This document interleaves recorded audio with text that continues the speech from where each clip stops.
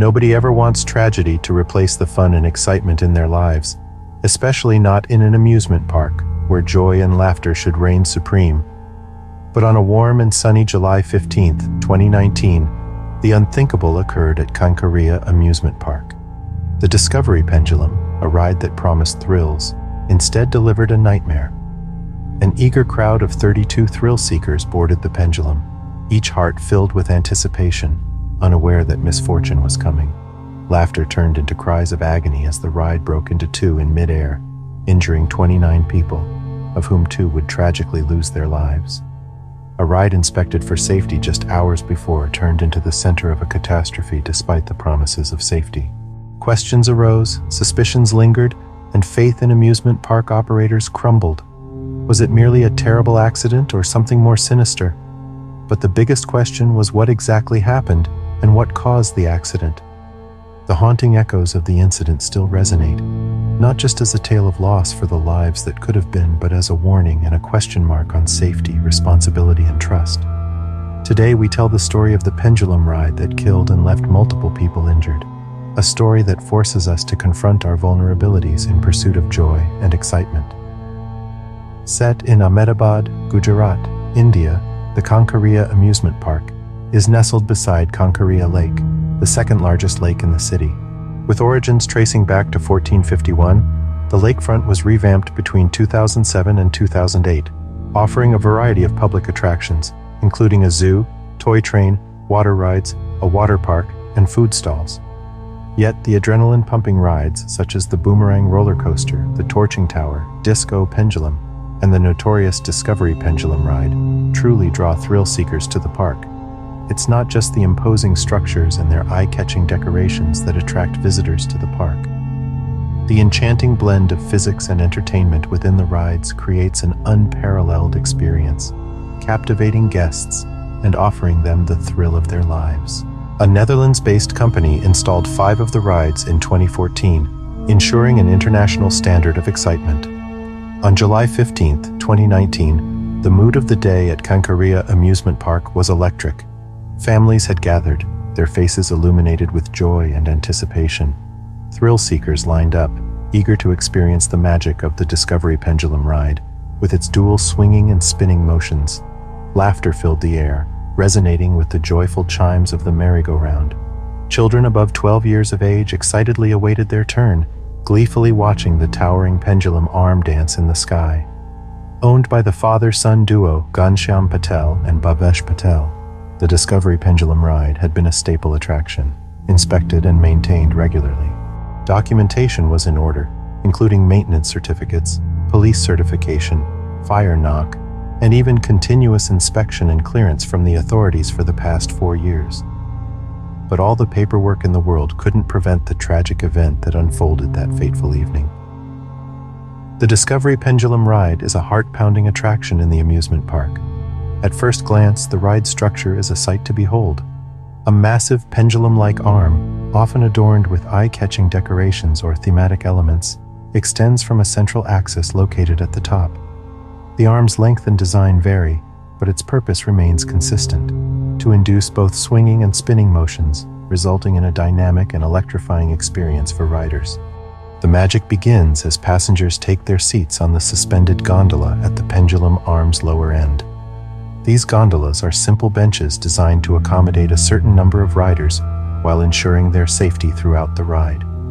Riders are secured using harnesses, seat belts, or other restraints, guaranteeing stability during the ride's dynamic maneuvers. As the ride commences, a sense of anticipation fills the air. Initially at rest, the pendulum arm gradually starts to swing back and forth, much like a pendulum in a clock. This motion alone induces excitement as riders experience the gentle rise and fall, feeling the forces of gravity tug at them as they sway higher and higher on either side. But the clever way that the Discovery Pendulum ride moves in a circle makes it stand out. Just when users get used to the rhythmic swinging, the arm adds a twist, in more ways than one. The center axis lets the pendulum arm turn as it swings, making a stunning combination of motion that can only be called awe-inspiring. The swinging and spinning happen at the same time because of careful engineering. Powerful motors move the pendulum, and safety devices keep the ride from going too fast or too slow. Advanced control systems handle the ride's motion, coordinating the swing's amplitude, frequency, and rotation speed to create an exciting but safe ride. The chorus of children's laughter and adult cheers formed a symphony of anticipation and exhilaration. As the ride reached about 20 feet in the air, broad smiles adorned the faces of riders, their hearts light and worries distant. The world below them blurred into a backdrop of colors and sounds. Little did they know that these moments of pure joy would soon turn into sheer terror. The first indication that something was wrong was the haunting groan of metal, a sound no rider or onlooker ever wishes to hear. Panic bubbled up as the realization dawned on everyone that something was drastically wrong. The metallic arm, which had until then borne the weight of the pendulum carriage, bent. Before anyone could react, it gave a harrowing crack. The arm broke, and the uncontrolled pendulum hurtled through the air before making a devastating impact with the ground. It was deafening, silencing the once joyful park. Joy turned to horror. The joyful screams of mere moments ago now became anguished cries of fear and pain. Within seconds, the park's vibrant atmosphere was replaced by a chilling silence, occasionally interrupted by the moans of the injured and shocked gasps of onlookers. As the dust settled, a horrific scene revealed itself. Bystanders, paralyzed momentarily by the shocking event, sprang into action. Some scrambled to pull trapped passengers from the mangled remains, while others tried their best to comfort the traumatized. Sirens wailed in the distance, growing louder as emergency services converged on the scene. People clawed at the twisted metal and upholstery, frantically trying to free trapped passengers. Some were successful, pulling dazed survivors from the wreckage to relative safety. Others handed out water bottles and made makeshift bandages from torn clothing. Fire trucks and ambulances roared into the park, red and blue lights painting the scenes. Paramedics and firefighters jumped out, quickly assessing the situation before diving into the chaos. They employed hydraulic tools to cut through the mangled wreckage, working tirelessly to get all the passengers out. Sweat and grime covered their faces, but their resolve was unwavering. Each passenger pulled from the debris felt like a small victory, but the gravity of the tragedy became horrifyingly clear. 2 lives had been lost. Manali Rajwadi, 24, and Mohammed Javed, 22, were pronounced dead at the scene, their dreams and potential snuffed out in an instant.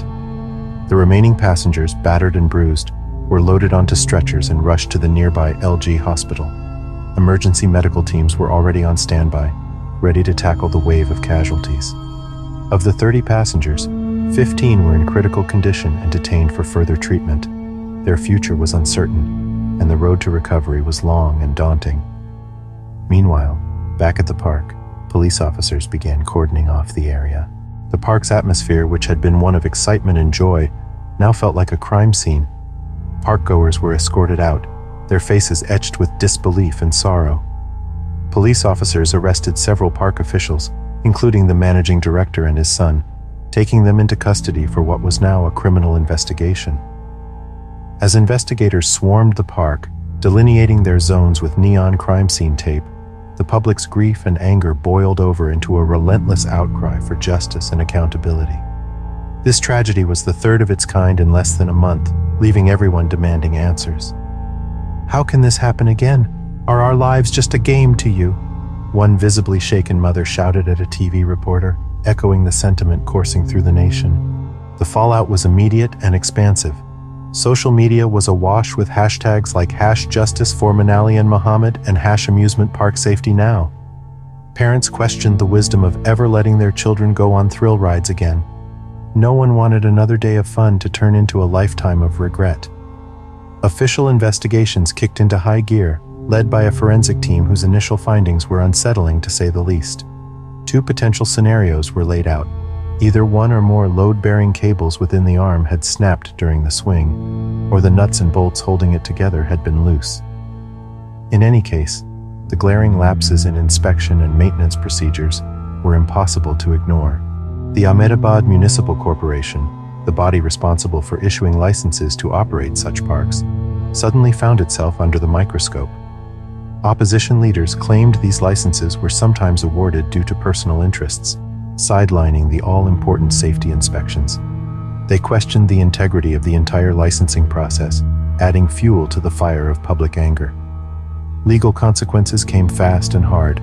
6 key employees of the park's operating company, Superstar Amusement Pvt Limited, including the managing director and his son, faced charges of culpable homicide. "We have all proper licenses, continuous inspections, and clearances from authorities," said the managing director in a faltering voice during a press conference. But the court of public opinion had already delivered its judgment. Politicians couldn't ignore the tidal wave of public sentiment. The chief minister of Gujarat province called for strict action against all responsible parties. "This is an issue that transcends political affiliations. It's about the safety of our people, our children," he announced, forming a committee to review and, if necessary, rewrite the inspection and safety regulations governing amusement parks. As the days turned into weeks, the impact of this horrific event refused to fade away. It was a harsh lesson in accountability and safety, sparking change far beyond the boundaries of one amusement park. Stricter guidelines were imposed, and parks in violation were promptly shut down until they could prove their commitment to safety. The chilling tragedy at the amusement park did more than just end 2 young lives. It exposed gaping holes in a system meant to protect the joyous, carefree moments that make life worth living. Families across India, and indeed the world, were left questioning the true cost of seeking thrills and entertainment. And so, amid the tears, the outrage, and the political posturing, one truth remained. Something had to change. For Manali, for Mohammed, and for the countless others who would seek simple joy in a day at the park, the promise of a safer future became not just a demand, but a sacred obligation. The new guidelines for safety and inspection were rolled out almost immediately. Still, under public scrutiny, the Ahmedabad Municipal Corporation led a crusade to reform its licensing process. Their once cavalier attitude had been replaced by a palpable seriousness. It was as if the entire organization was on trial, not just the individuals directly involved. These new rules weren't just a matter of policy. They were an answer to the haunting echoes of a tragedy that resonated nationwide. A nationwide examination of amusement parks commenced. Armed with a newfound sense of purpose and urgency, inspectors fanned out across the country. They scrutinized every cable, every bolt, every ride, every squeal of rusty metal. Parks that failed to meet the stringent new safety guidelines were immediately shut down. Closed for maintenance signs were a common sight, serving as solemn memorials to Manali, Mohammed, and the gravity of the situation that had befallen the country.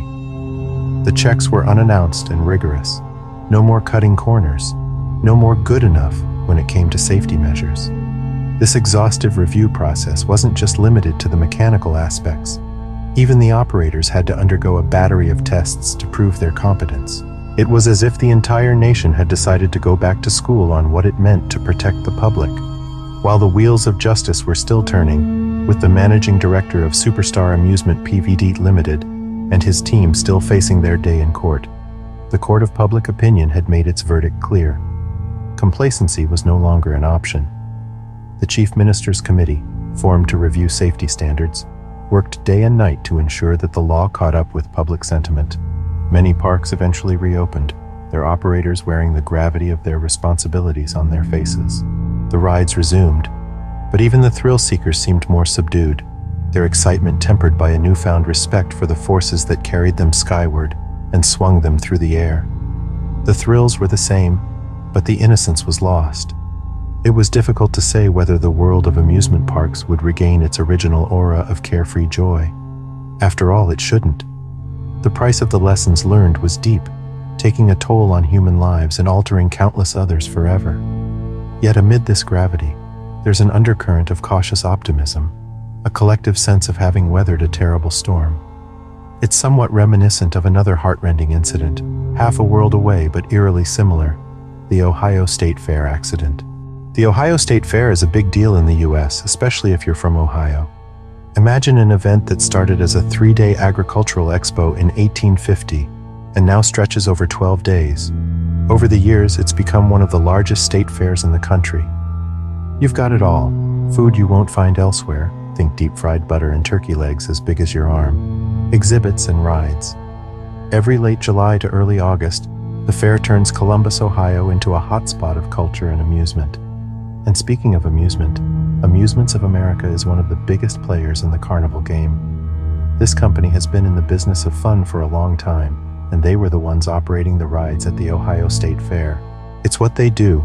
They go from fair to fair, setting up rides that make your heart skip a beat. One such ride was the Fireball, a pendulum ride that was more or less a spinning ball of adrenaline. Built by a Dutch company named KMG, the Fireball could hurl you as high as 40 feet in the air at 13 revolutions per minute. So yeah, not for the faint-hearted, but for thrill seekers, it was a dream come true. Until July 26, 2017, that is. That evening, 18-year-old Tyler Jarrell and 7 other people learned the harsh reality that even moments designed for sheer enjoyment can turn tragic.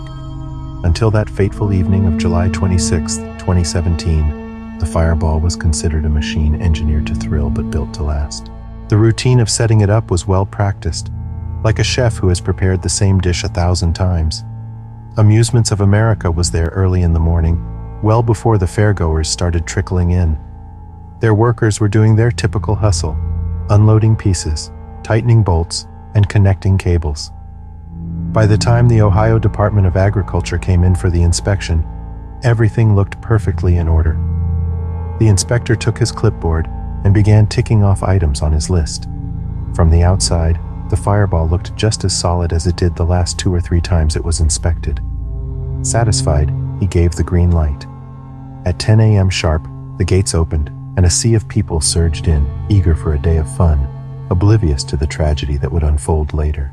Enter Tyler Jarrell, an 18-year-old who had just signed up to serve his country in the Marine Corps, and his girlfriend, Keziah Lewis. They decided to make a day out of it. The fair was a big deal, especially in their hometown of Columbus. Tyler, fresh off the stress of enlistment paperwork, was ready to let loose a bit, and Keziah was more than happy to join him. They laughed, tried out some bizarre foods, maybe even won a stuffed animal or 2, and then they found themselves in front of the Fireball. Meanwhile, Travis and Mitch Taylor had just disembarked from the Fireball, debating whether to ride it again, but hunger won out, and they walked away, probably bickering about which food stand to hit next. Tyler and Keziah, along with 6 other riders, climbed into the gondolas. Seatbelts clicked, metal bars locked in place.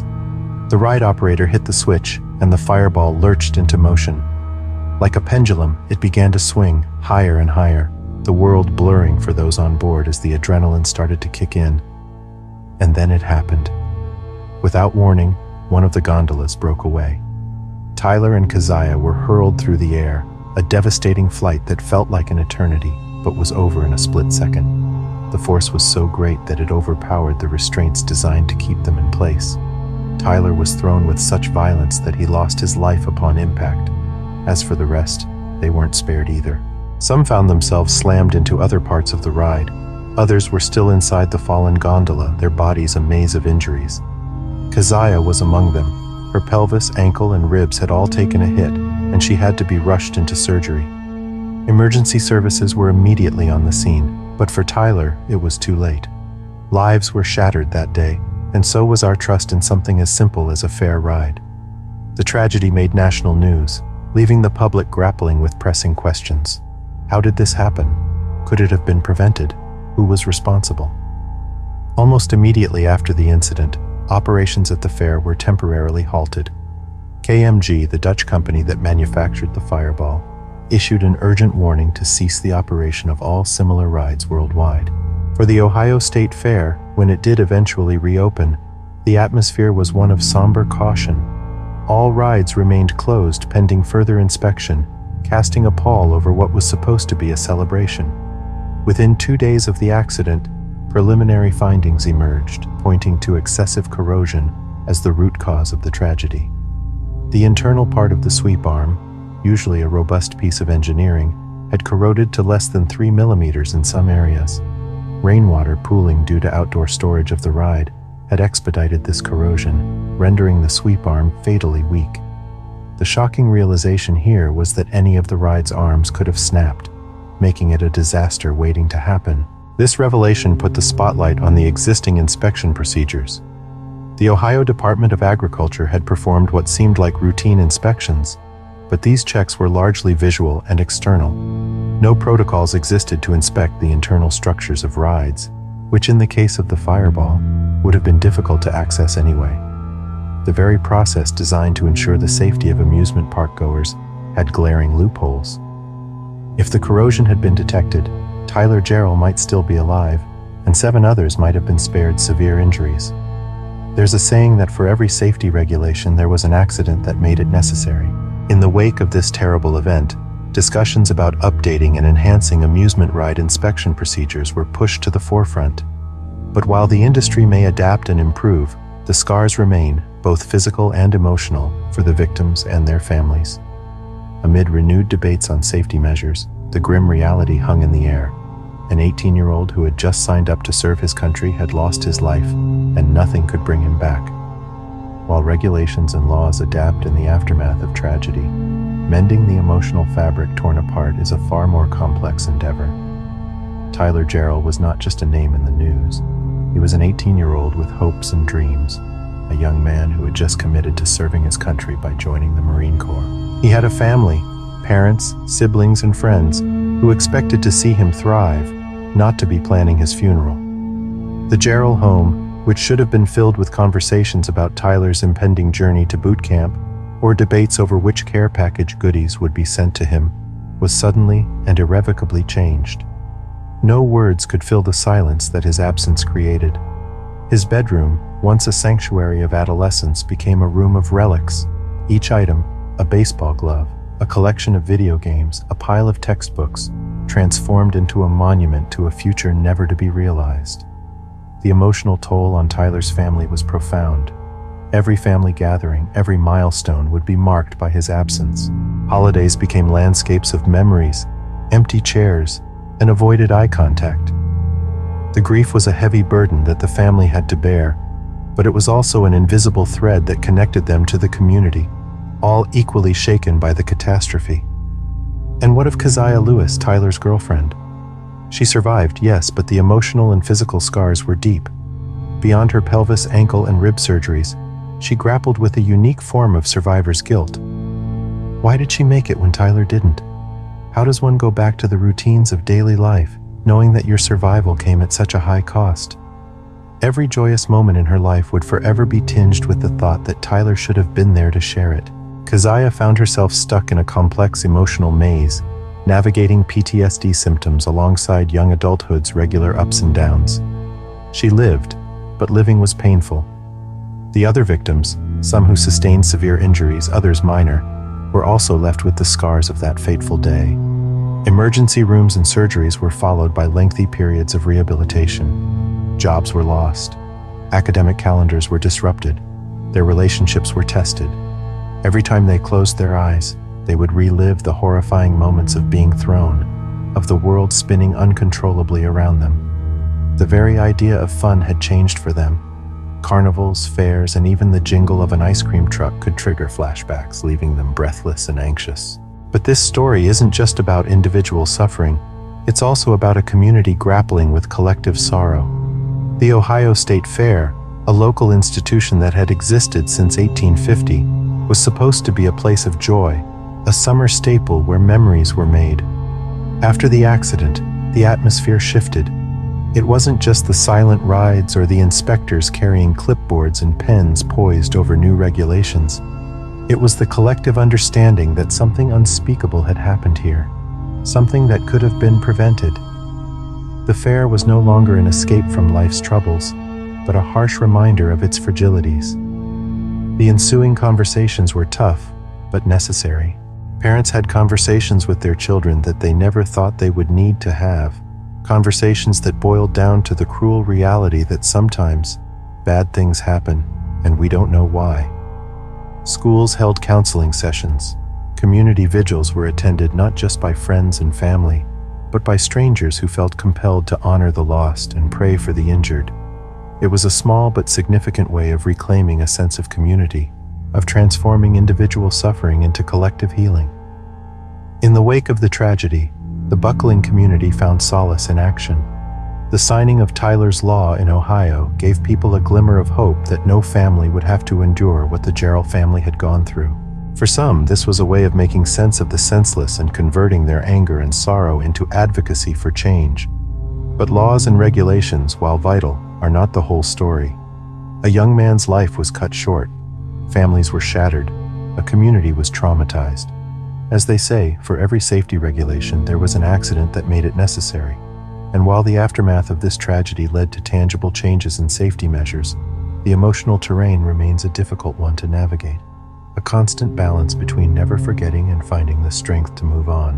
While we talk about changes in safety regulations and the need for tighter inspection protocols, let's not forget that behind each rule is a life altered, a family shattered, and a community left grappling with an agonizing what if. Tyler Jarrell's family has had to live with a gaping hole, a space where an 18-year-old with dreams of serving his country used to be. His mom probably still thinks of the last hug she gave him, wondering if she held on just a little bit longer, would things be different? Friends remember his smile and the plans they had for the future, a future that will never come. As we reflect on these tragedies, both the Ohio State Fair fireball and the Kankaria incident stand as grim reminders of how quickly joy can turn to sorrow. These aren't just cautionary tales, they're catalysts for change. Both forced a reassessment of safety guidelines and shook us all out of the complacency of assuming someone else has checked, double-checked, and triple-checked for us. Life's too precious to gamble on a few moments of thrill. In both cases, what followed were not just condolences, but actions. New laws, revamped safety guidelines, and a recommitment to ensuring visitors' well-being. Not just for Ohio or Kankaria, but as a wake-up call for amusement parks everywhere. So as we close this emotional journey, thank you for joining us in remembering and honoring those affected by these heartbreaking events. We'd love to hear your thoughts in the comments below. If this video touched you, please give it a like, subscribe, and share with your friends. Because conversations like this one can spark change, and it's through change that we find a way to protect tomorrow's thrill seekers from becoming the subject of another tragic tale. Take care, everyone, and please let's all be more careful out there.